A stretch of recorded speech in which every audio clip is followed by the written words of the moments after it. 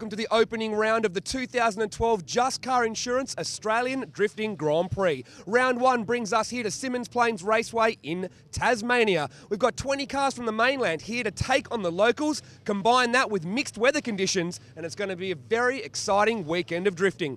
First up, let's take a look at what drifting's all about, then we'll take a tour of the track before we check out qualifying. Drifting is motorsport meets extreme sport. Instead of being the first across the finish line, drivers are judged like in freestyle motocross or skateboarding. The judges outline the course and what they want to see, and during solo qualifying runs, drivers are assessed on that plus their line, speed and angle.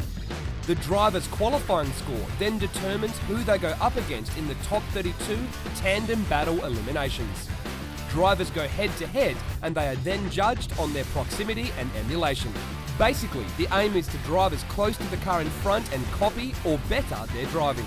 Each driver gets a lead and follow run and 3 judges choose a winner or a rerun. It makes for fierce racing, an action that can't be beat by any other motorsport. The Just Car Insurance Australian Drifting Grand Prix is the country's national series and where the best drifters come to prove who's number one. For more info on judging, rules and the series, head to the website australiandriftinggp.com. Symmons Raceway seems almost made for drifting. The track combines a dramatic high-speed entry over a crest with a tight and technical section for close battles, and the entire crowd gets a perfect seat for the show. It's also a great facility and easy to manage. Let's jump on board with local driver Ben Pertel for a tour of the track.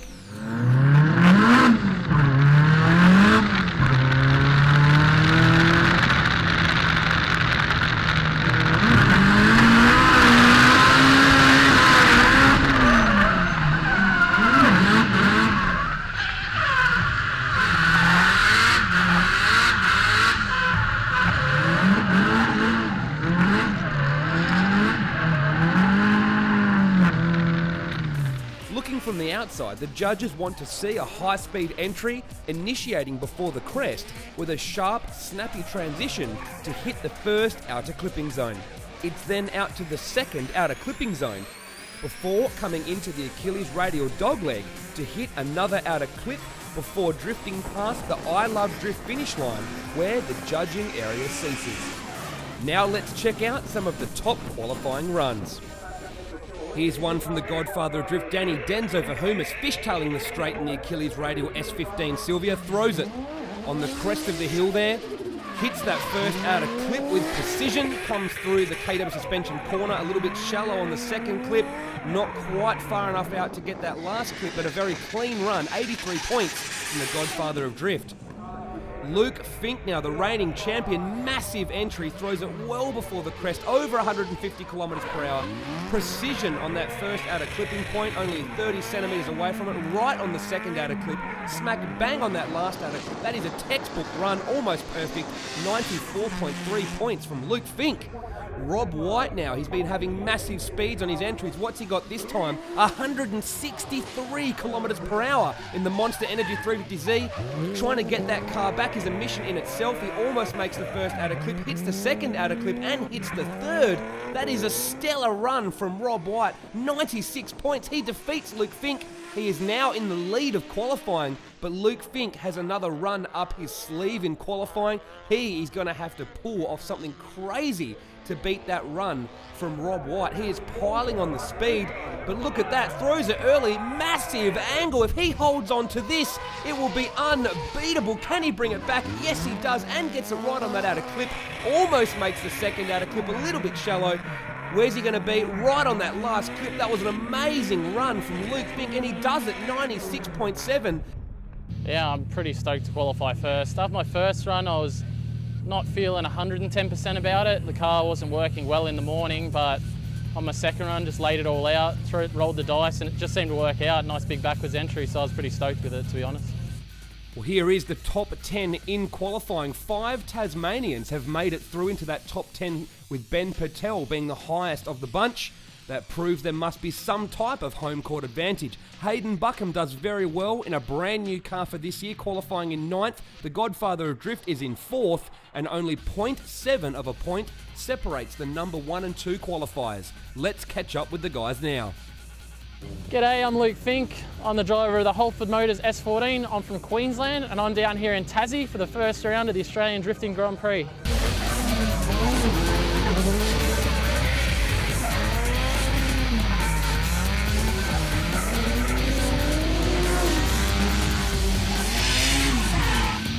Felt really good to win the first, to win every round as well was just, I couldn't have expected that, definitely. But the Holford's team's such a good team and we've just got a package now, so I know I've got a massive target on my back, so just cruise along and make sure I keep the car nice and clean, don't crash the car, and just have fun really, no pressure. The guys don't put pressure on me at Holford's, go and have fun. If we do well, it's just a bonus. It's a good weekend to have some fun. Last year I felt I drove hard, but I could have driven harder, so this year I just want to take it up another level, really, really push it. Start throwing some more silly stuff and see if it works out. No new sponsors at all. No sponsors. Just got the guys at Rajab who have helped us out in Stay Dot with our motors. They've been fantastic. Our motor's always good. And just Dom from Holford who owns the car, and that's it. Symmons Plains has been really good for me. My first ever time competing in a national series was here, and I came here with a broken leg and I won the event, much to surprise to myself, and then I've came here one other time and I got second, so it's been a really, really good track for me, so hopefully I can keep it up. Hi, I'm Rob White, I'm here from Queensland. I drive the Monster Energy Modal 350Z.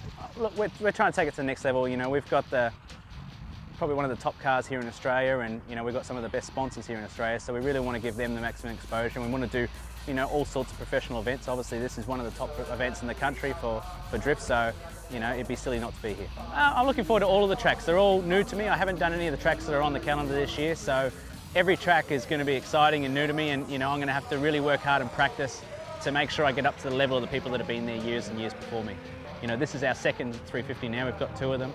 I had one 5 years ago when I was, as a personal road car, and it sort of ended up becoming a drift car, and it's unique. It's something that no one else has here, and that's what we love about it the most. The engine in it's a Nismo race engine. It's designed for a 350Z, but it's called a 380 RS, so it's a stroked 3.8 litre. And then we bolted a supercharger on it and run it on E85 V8 supercar fuel, and plus a lot of other things. And yeah, it's a weapon. We love it and makes heaps of power, and it's fun. About it making more than 550 horsepower at the wheels at the moment. Bullet Cars did all the work on it. Obviously Nismo sponsored us the engine. So Link International, which are Motul and Word Nismo and BMC Air Filters, Brake Lab, etc. They've been there from the start, and they've really made this all possible. Got us to the point where Monster saw us, and yeah, to get Monster on board was awesome. I mean, they're obviously one of the top extreme sports sponsors to have out there, and they really look after us, and they're really cool to be part of. And we've done stuff with Ken Block now and other great athletes, and yeah, it's been really cool. Stick around as after the break we head into the top 32 tandem battle elimination highlights. We also check out some car and engine combos and meet a few of the registered drivers.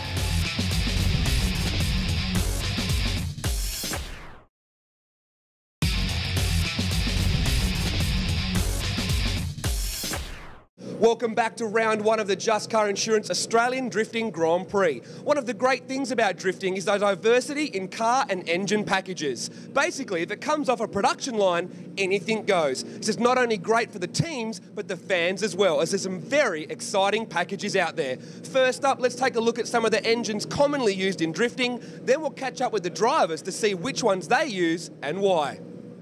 Many motorsports have control engines to maintain parity. But with drifting being a judged sport, the rules are much more open, and almost any car and engine can be used as long as they are mass-produced items. This makes for not only engine swaps between models of car, but makes of car as well. Nissan, Toyota and Holden have the most popular chassis and engines. Let's take a look at some of the most commonly used engines in drifting, starting with Nissan's. The SR20 DET found in the Silvia and 180SX is an all-aluminium, 4-cylinder, double overhead camshaft turbocharged engine. Small it may be, but still capable of being pushed, to 500 horsepower and beyond. The RB series of engine is found in the Skyline and ranges from the 2-litre RB20 to the RB25 and the Big Daddy RB26 from the GTR. Many drivers also use the RB30 engine from the VL Commodore, but combine the larger bottom end with the twin cam head of the other engines. From the Toyota camp, the 1JZ and the 2JZ GTE engines found in the Sora and Supra are becoming a very popular swap into Silvias due to their near bulletproof reputation.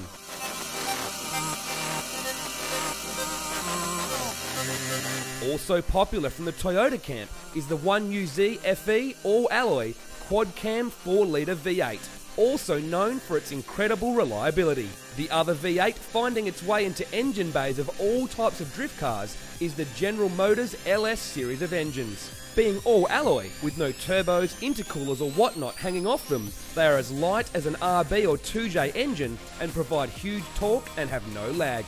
They range from the 5.7-litre LS1 to the 6.2-litre LS3, and there is also the dry-sumped racing version, the LS7. Each engine has its advantages and disadvantages, as well as their fans and haters. But no matter which engine tickles your ears fancy, the diversity is one great part of the sport. G'day fellas, what these cars come with are 4-cylinder SR20 turbos. Now probably most of you know that they're a pile of junk because they're too small, they blow up, you're trying to get big power out of them, they're junk. So what you do, you get the biggest engine that bolts in the car, RB30. Yeah, I know they're from Commodores and they're from junk cars, but they're killer engines. So you put a twin cam RB25 head on them, massive turbo, boost the crap out of it, and big torque, big power, you're good. You can smoke it in any gear, and that's what you need. In the DW Racing S15, we run a 2JZ motor. It's out of a Toyota Supra. It's supposed to have an SR20 in it. We don't run them anymore. They're not a very good engine, despite what anyone says. The 2J is six-cylinder over a 4, twice as much horsepower. It's just a much superior engine at this level of competition, and that's what we run in our DW Racing S15. We changed it to a 1JZ running an R154 box. The SR20 had rocker stoppers pretty much as why. Braking rocker arms, braking gearboxes, chucked it all out, stuck with Toyota, Toyota's strong. In the Insane Drifters S14 we're using the SR20. Nissan put them in there for a reason because they're good.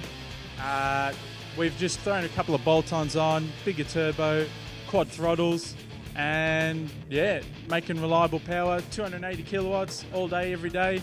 No dramas. Well, in the SPG Corolla, we decided to get rid of the old 4K. It didn't quite have the grunt, and we decided to keep it in the family, keep it Toyota.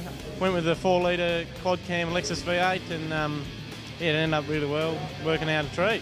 Look, we're using our VQ38, which is a Nismo race engine. These cars come out standard with a V6 3.5-litre VQ35. It's basically Nismo have taken one of those apart and bombed it off its head. And then we've gone and put a supercharger on top of that, Roadtrek supercharger, and yeah.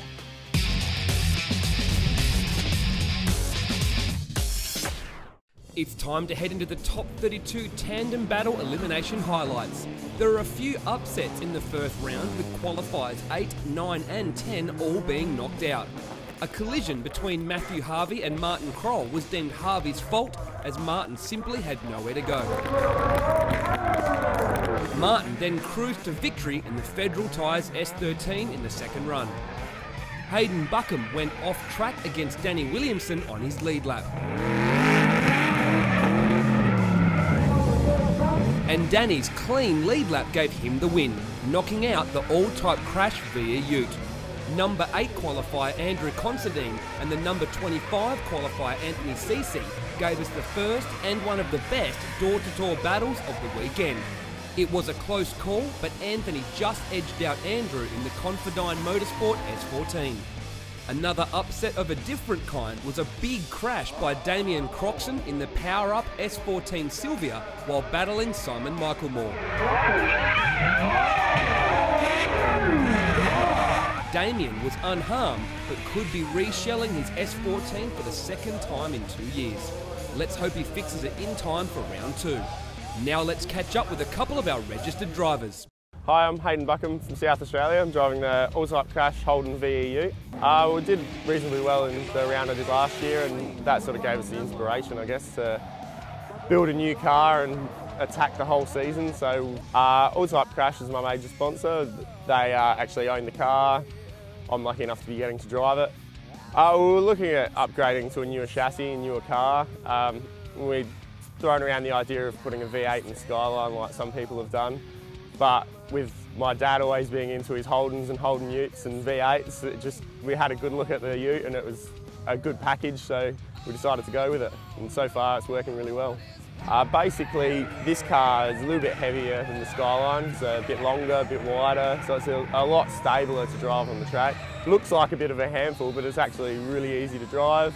The power of the V8's awesome. Makes out the same power as the Skyline, but it just comes on so much earlier, so much more responsive. The suspension on the cars, all the arms and everything are still standard. It's just HSD coilover suspension I've put in. Other than that, it's all Holden gear. It's an L98 6 litre.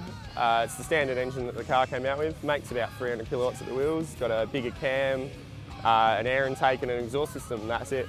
Nice and simple. Hi, my name's Keith Adams from Perth, WA. I'm driving the R34. It's promoting Japanese Performance Centre and Achilles. Well, I've got a new car, and Rob Turner and Daddy from Japanese Performance did most of the engine work on it. Gas did all the painting and body work. Last year it called apart, my car got hit pretty hard, so we've swapped all the running gear out of that into this car, and it's going like a champion, yeah. It's an RB25 stock with some cams in it, and it's pulling strong, so I think we made the right choice in just swapping the running gear into this new blue car. Okay, Japanese Performance Centre imports half cuts, engines, parts. We buy direct from Japan. Danny goes quite regularly to buy parts, try them out, check them out. We've got a new shop we're all excited about. It's going to be bigger, better. I love the track. It's a very technical track. It's pretty hard to get your head around, but we had a good practice session this morning and it's helped us a lot today, and the facilities are just fantastic. Yeah, the pits, the setup's all great. Probably a bit timid in it because it's so good looking. I don't want to smash it up, so I'm just taking it easy, at least in Tassie, and let's see how we go in Calder. But I like the feel of it. It's very similar to the R33. It's a boat. They're both boats. They handle predictably the same. I'm pretty happy to be here. I'm having fun. Win or lose, doesn't matter. Don't go anywhere, as after the break we continue with our top 32 tandem battle highlights and meet some of the local drivers.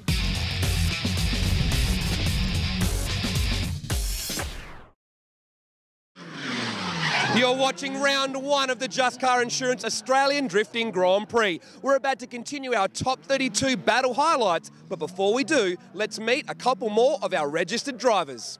Hi, my name's Ben Purtell. I'm from Tassie and I drive the Team GT Garage 180SX.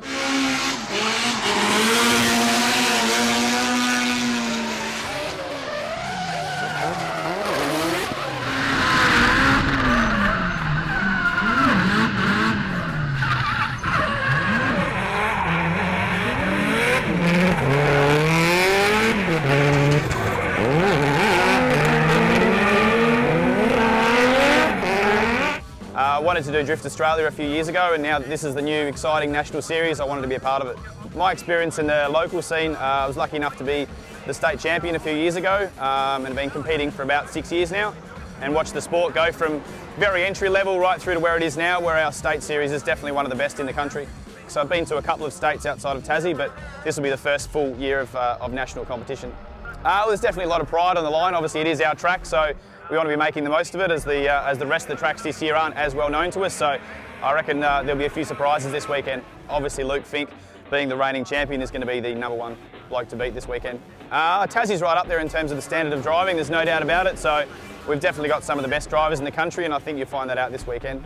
Yeah, the car's been fantastic this morning. The Federal tyres have been really good in the testing conditions, and the new engine that GT Garage put together for this season is running beautifully. The engine's a 2.2 litre stroked Nissan SR20 engine with a Nitto stroker kit, makes 650 horsepower. Hi, I'm Lloyd Smith from Tassie and I'm driving the SPG Corolla.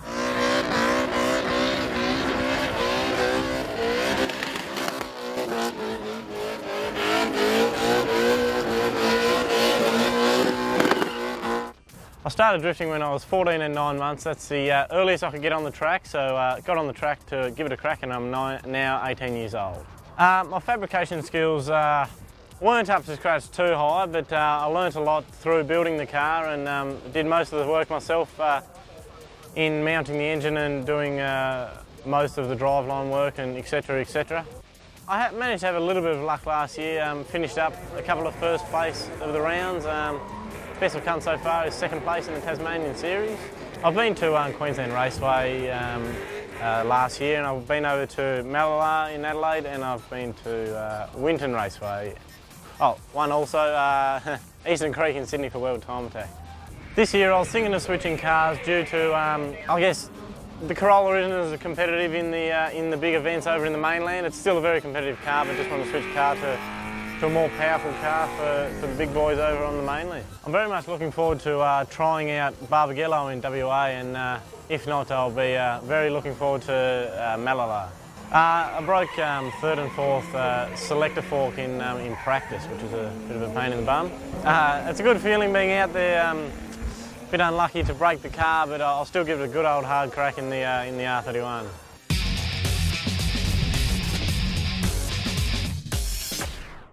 Continuing on with our top 32 highlights, we decided to do something a little different at round 1.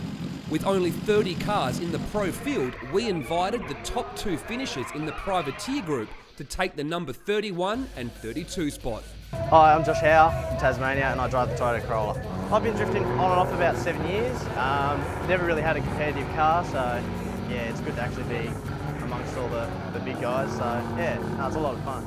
To be honest, mate was coming down, we were going to enter a practice day, but this was on instead, so we thought we'd give this a go, and we both placed first and second, so it worked out pretty good, I guess.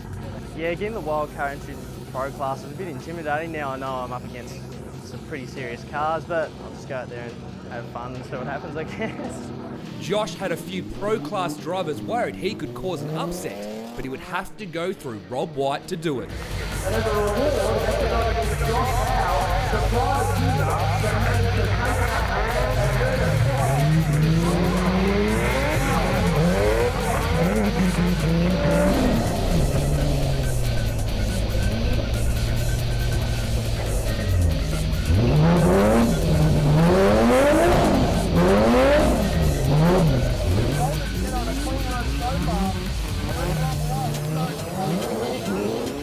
He was looking good right up until the end of their second battle where he spun.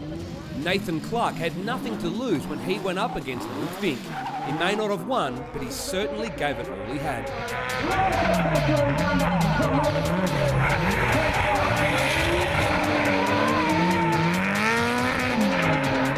Kelly Wong took her first ADGP victory, defeating John Papadopoulos in her sleeker spare Safiro.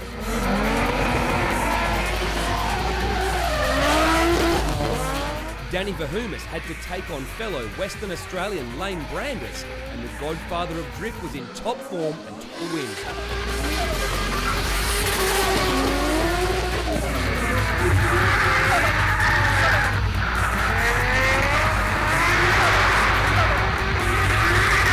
Lloyd Smith took out last year's number 2 Agus from the Insane Drifters in a borrowed car, no less. Michael Truscott took out Nick Webb, but his Kumo Tyres teammate Tim Plumridge was defeated by Queenslander Ryan Cummings.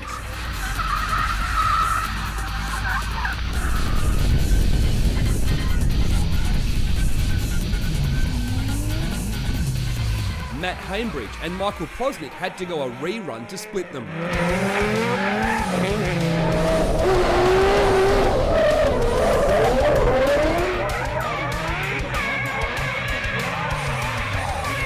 And Michael Prosnick took the win by the narrowest of margins. Ben Pertel should have dispatched Harry Hope's no problem after he spun on his follow lap, but Ben Pertel had to go 2 reruns before he could finish off the rookie.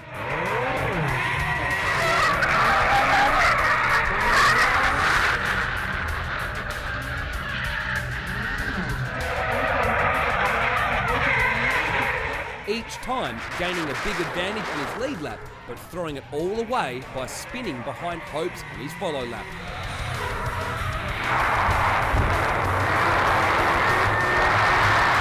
The rain came down hard for their last battle, but Ben Pertel was finally able to put him away.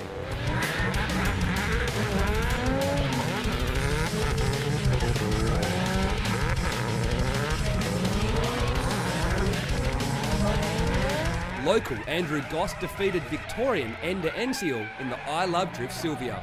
And Brodie Moore was also able to defend his home turf against Keith Adams in the JPC Skyline.